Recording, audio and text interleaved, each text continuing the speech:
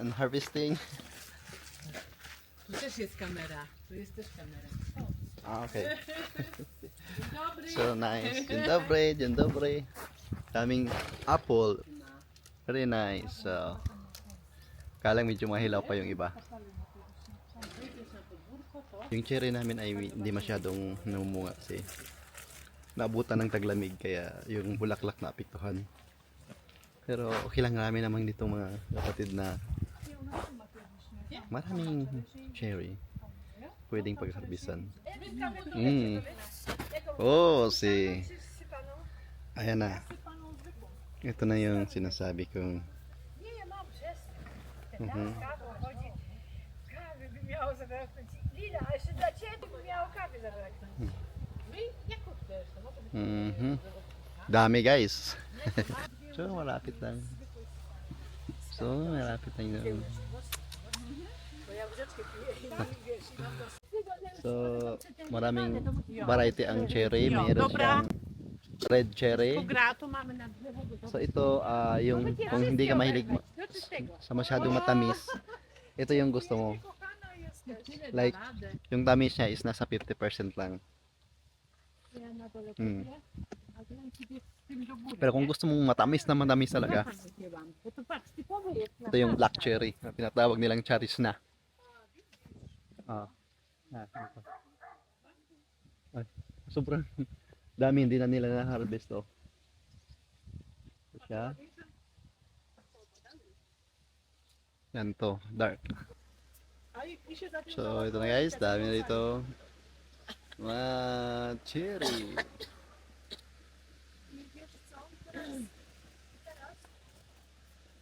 Ayan, ang pag-harvest lang ang problema. Dito yung cherry hindi pinapansin. Parang wild lang siya. Tumutubo kung saan saan. Kaya ang may-ari ito ay isang old lady. Ayan, nahulog lang. Ito yung space niya. Pero sa Pilipinas, iwan ko magkano yung per kilo dyan. Lalo na pag December or mga okasyon. Hey guys, ito na yung cherry na harvest and marami pa. Hindi kaya ng hand picking. Kailangan yata ng machine. So medyo marami na ito yung harvest. Polish na di ko maintindihan. So ito yung cherry din na hindi na mamunga. At ito yung mga apples. Ayan. Mga hilaw pa yung mga apples.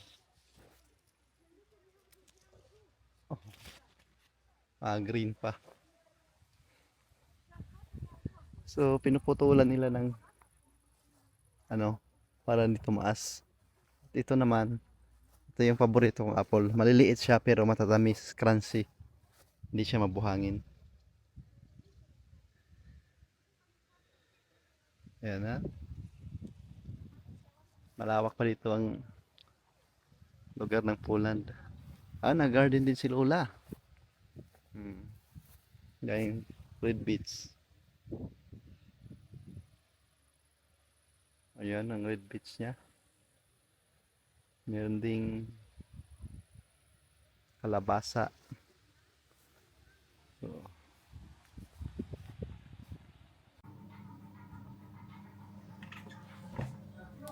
ito na po si Mrs. naglilinis ng cherry.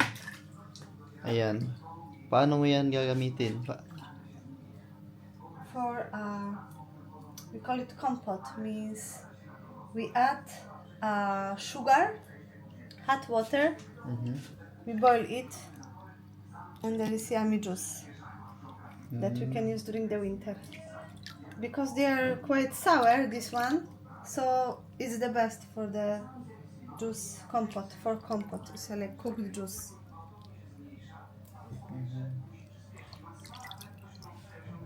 But also we can use them for a cake, but we need to remove seeds from inside first.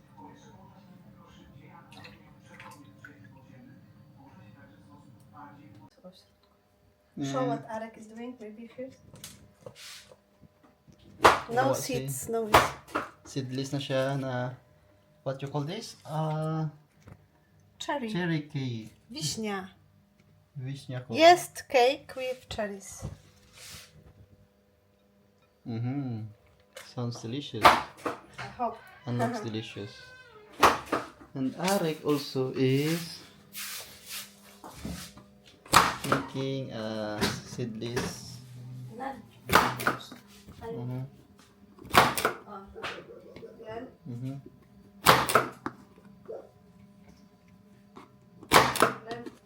Fresh cake for you. Fresh cake. Oh, ito na yan guys, ang fresh cake. Cherry. Try. Thank you my love, babe. Arek, because the rain will come in. Come on, come on. Mmm. Mmm. Onion soup and not so sweet. Mm-hmm. Thank you my love.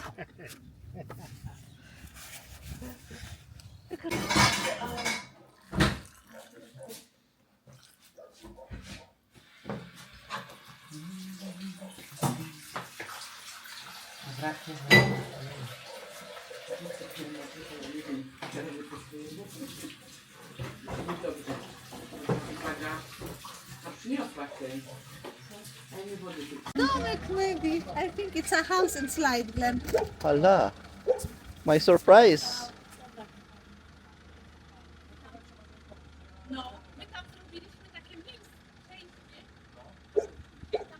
Babcha always surprise to the girls.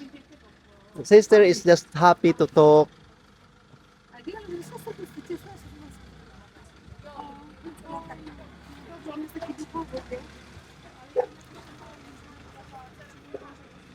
Aha.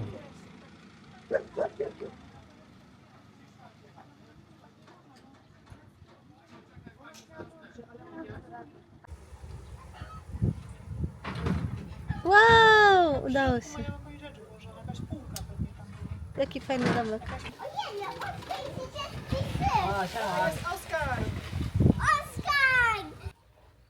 Hello kabayan. So ito yung bahay-bahayan ng mga kid, Misha, Mishi, Mishu. So since ano lang ito, parang second hand. Kaya nirepent namin para magmukhang bago naman.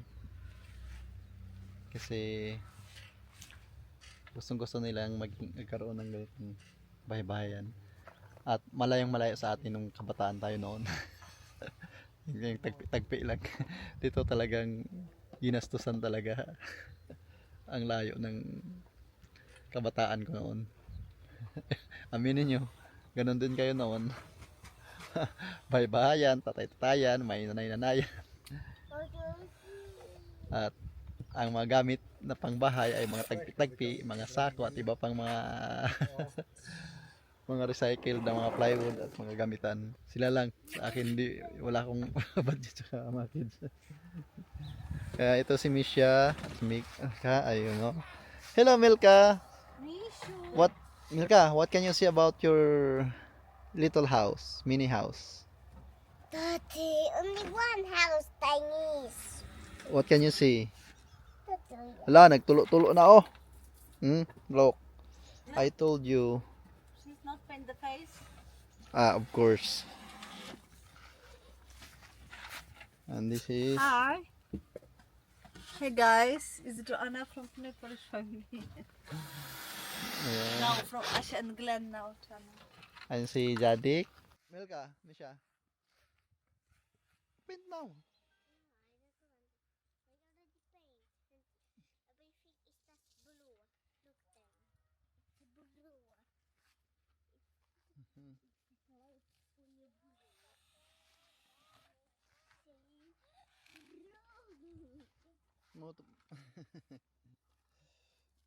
Don't disturb ate. Misha is very good boy today. Oh. Huwag mong disturbuhin. Mamaya, iyak na naman yan. Anak.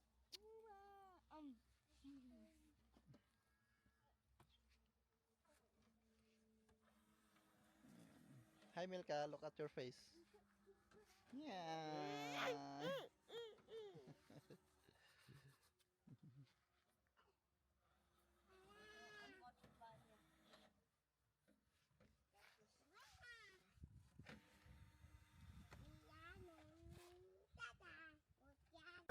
And guys, after 2 days na pagpipaint namin at pag-prepare sa toy house ng mga kids, so ito na yung napili naming kulay. Ayan, parang candy daw kasi. White and mint. Ayan, so natutuwa lang ako kasi yung mga laruan ng mga kids eh talagang ginagastusan ni Jadek o ni Lolo at ni Lola. Eh samantalang nung kabataan pa kami, wala namang ganito. Puro tagpi-tagpi lang. So ito yung bali tindahan ni Mishi. Ayan, at saka sa loob. Tingnan nyo sa loob. Ayan dyan. Ayan.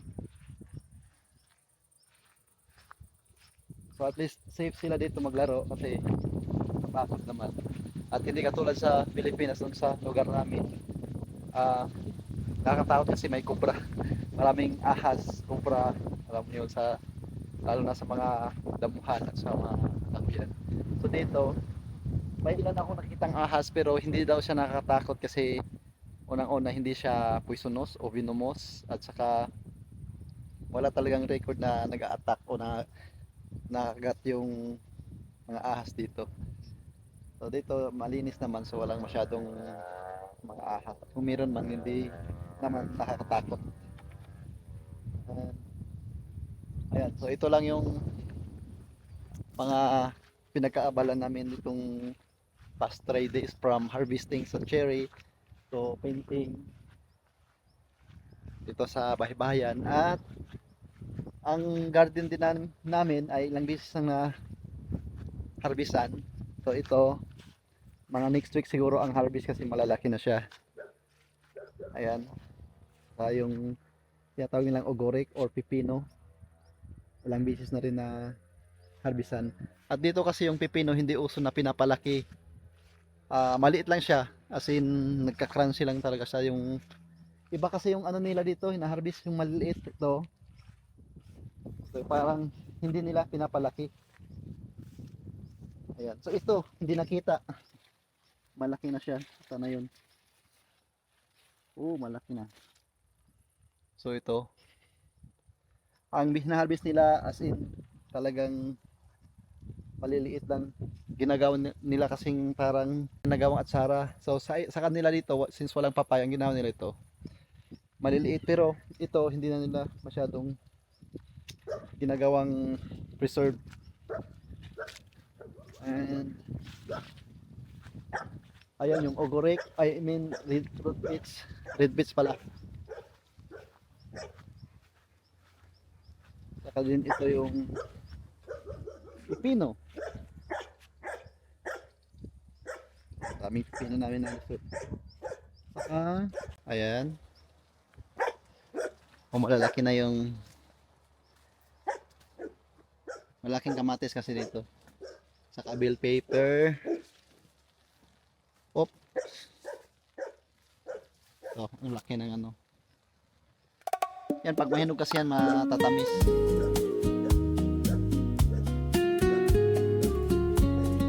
Iba-ibang variety. Our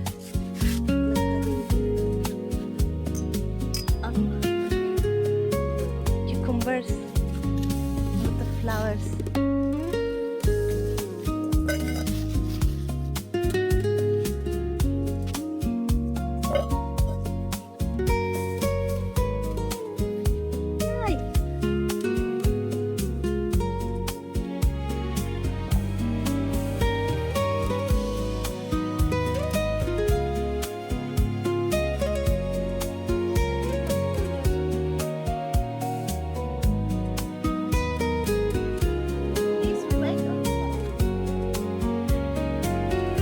I cannot see what I'm recording.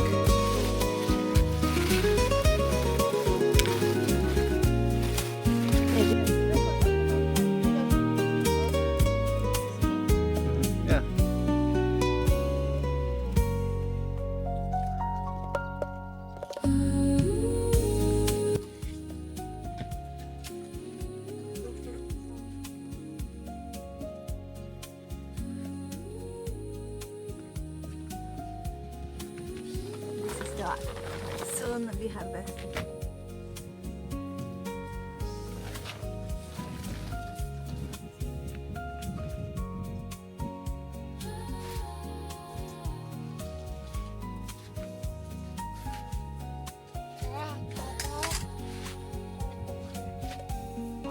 So, salamat sa pag-follow sa aming new channel guys. Thank you.